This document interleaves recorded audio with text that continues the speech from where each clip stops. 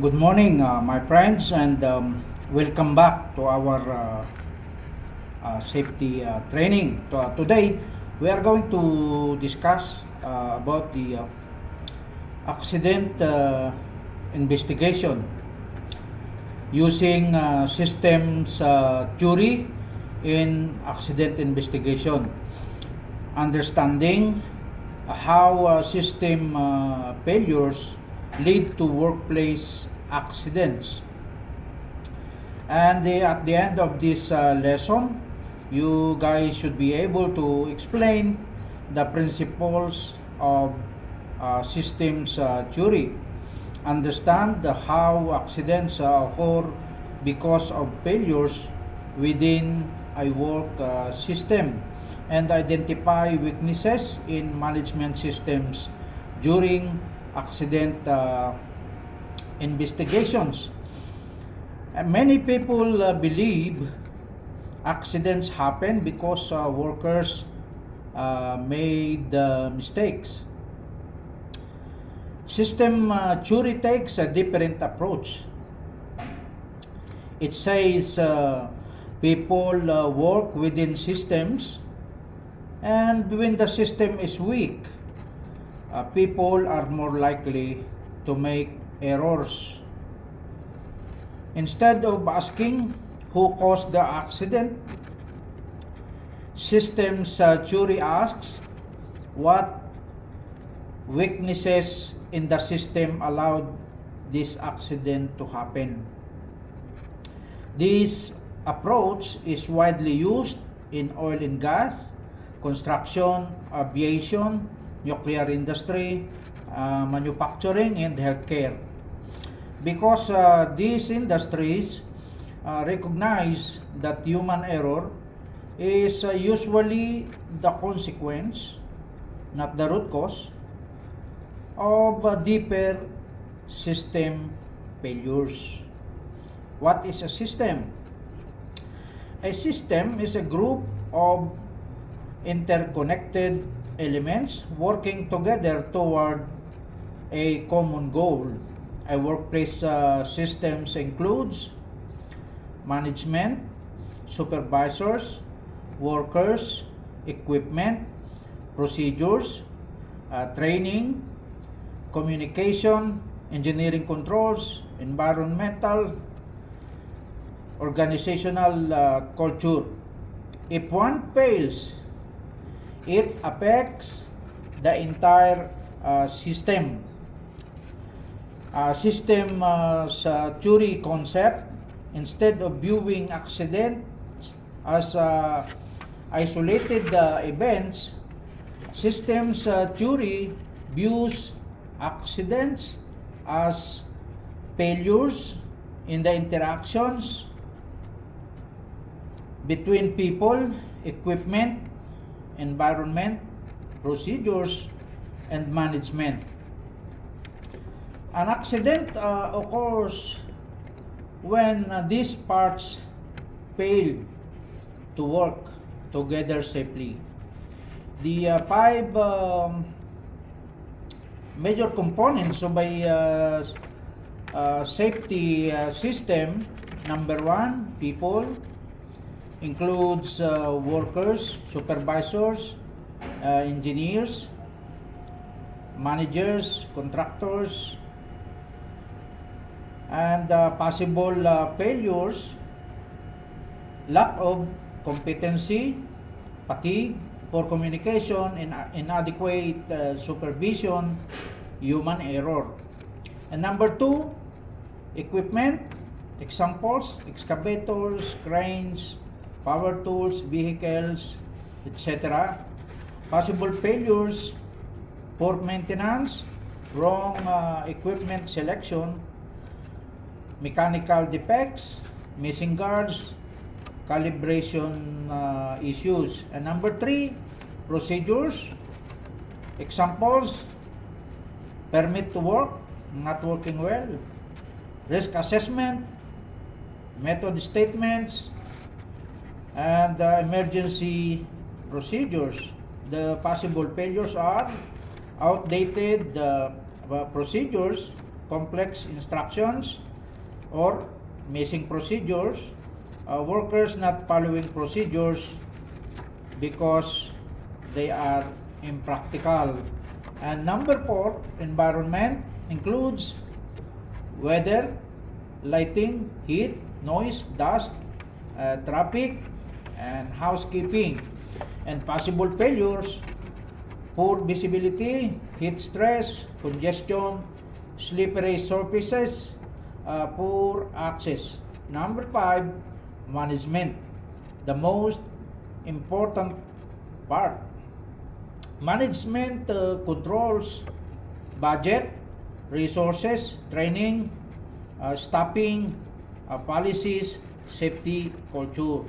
And failures includes lack of supervision, poor planning, production pressure, insufficient manpower, and weak enforcement.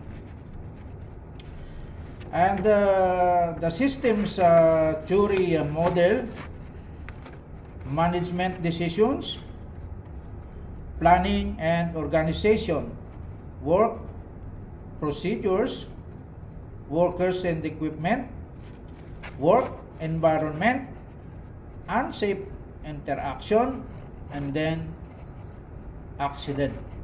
That is the system theory model.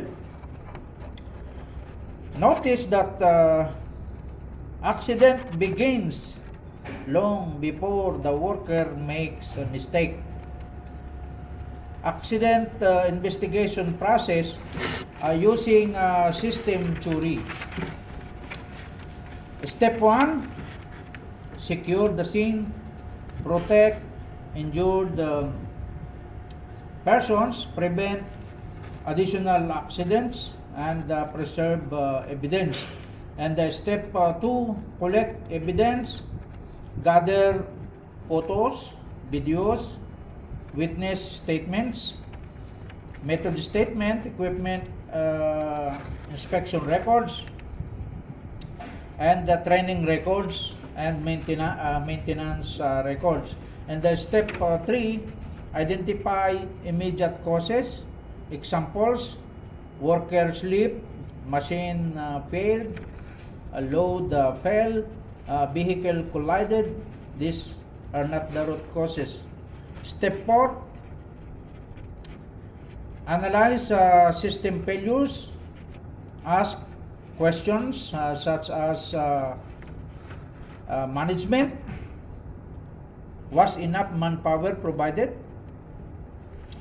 Were supervisors available? And for training, was the worker competent? Was refresher training conducted? And for the equipment, was maintenance current? Was the correct tool used? And for the procedures, was the permit to work approved? Was the risk assessment updated? And for the environment, was lighting sufficient? Was housekeeping acceptable? Was heat stress managed? And example investigations, let me give you one example incident. A worker falls into an excavation. A traditional conclusion: worker failed to pay attention. But for systems theory investigation, worker fell because barricades were missing, no warning lights at night, access ladder was not installed, supervisor failed to inspect, risk assessment ignored public access, management delayed purchasing barriers, production scheduled pressure crews to continue. So the root cause: multiple system failures, not simply worker carelessness. Another example: crane load drops. Immediate cause: the sling broke. Systems theory asks, why? Investigations reveals sling protection overdue, no color coding, rigor untrained, procurement both low quality slings, supervisor skip pre-lift inspection, management reduce inspection budget. And the real root cause, failure of the lifting management system. Questions used during investigations, instead of asking who made the mistake, ask why was the mistake possible? What barriers failed? What controls were missing? Why wasn't the hazard identified? Why wasn't the issue corrected earlier? What management decisions contributed? Could the accident happen again? And corrective actions. Systems theory focuses on improving the system. For example, the engineering controls. Install guardrails, improve lighting, upgrade equipment. For administrative, revise procedures, improve PTW, update risk assessments.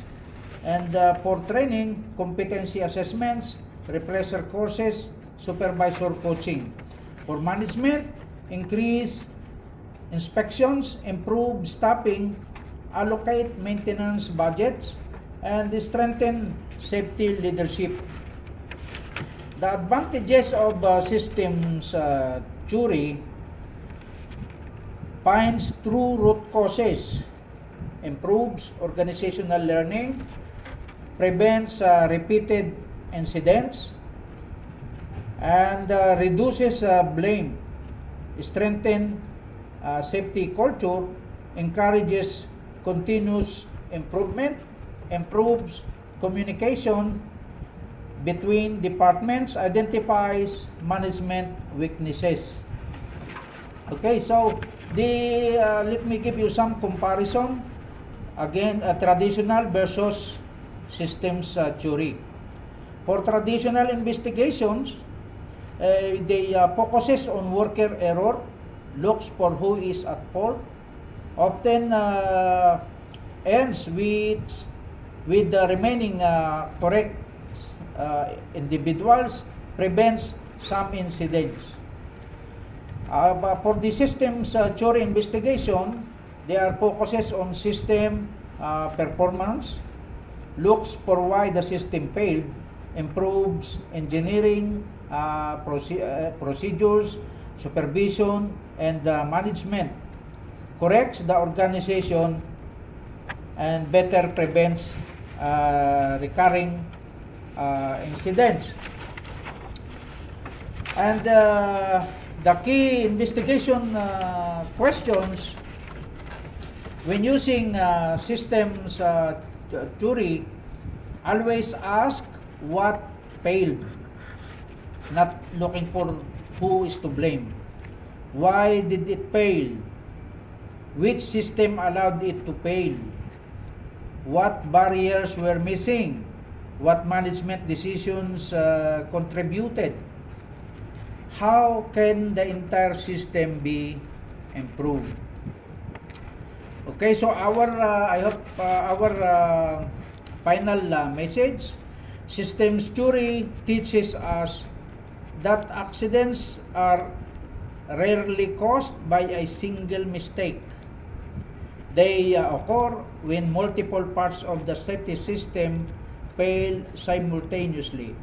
By investigating and correcting those system failures, organizations can create safer workplaces and reduce repeat incidents and build a stronger safety culture.